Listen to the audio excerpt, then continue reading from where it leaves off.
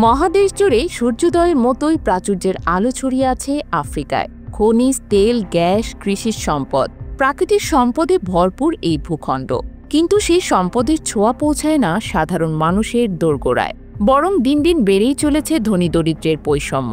সম্প্রতি অক্সফামের এক প্রতিবেদনে উঠে এসেছে, আফ্রিকার মাত্র 4 জন শীর্ষ ধনকুবেরের হাতে জমা হয়েছে এমন সম্পদ যা সারা মহাদেশের অর্ধেক জনগোষ্ঠীর মোট সম্পদের চেয়েও বেশি। শীর্ষ ধনীদের তালিকায় রয়েছেন নাইজেরিয়ার আলিকো ডাঙ্গোট, দক্ষিণ আফ্রিকার জোহান রুপার্ট ও নিকি ওপেনহাইমার এবং মিশরের নাসেব সাউইরিস। এদের সম্মিলিত সম্পদের পরিমাণ প্রায় 58,000 কোটি ডলার, যেখানে প্রায় 75 কোটি মানুষ জীবনযাপন করছে চরম দারিদ্র্যে।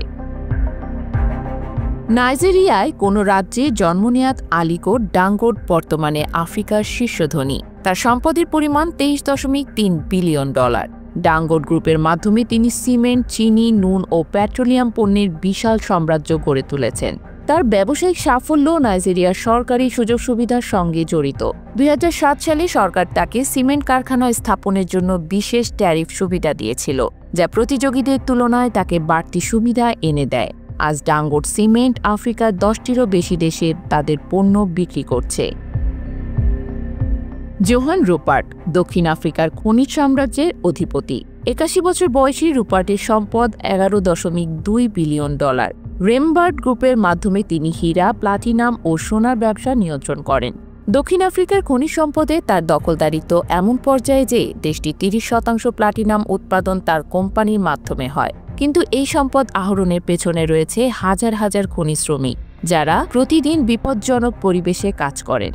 2012 সালে মানিকানার প্লাটিনাম খনিতে ধর্মঘটের সময় পুলিশের গুলিতে 34 জন শ্রমিক নিহত হন। এই খনিও রুপার্টের ব্যবসায়িক গ্রুপের অন্তর্ভুক্ত ছিল। দক্ষিণ আফ্রিকার আরেক কোটিপতি নিকি ওপেনহাইমারের সম্পদ 10.7 বিলিয়ন ডলার। তার পরিবার দীর্ঘদিন ধরে ডি বিয়ার্স কোম্পানির মাধ্যমে বিশ্বে হীরা ব্যবসা নিয়ন্ত্রণ করছে। তবে এই সম্পদ আহরণের ইতিহাস জড়িয়ে আছে বিতর্কের সঙ্গে।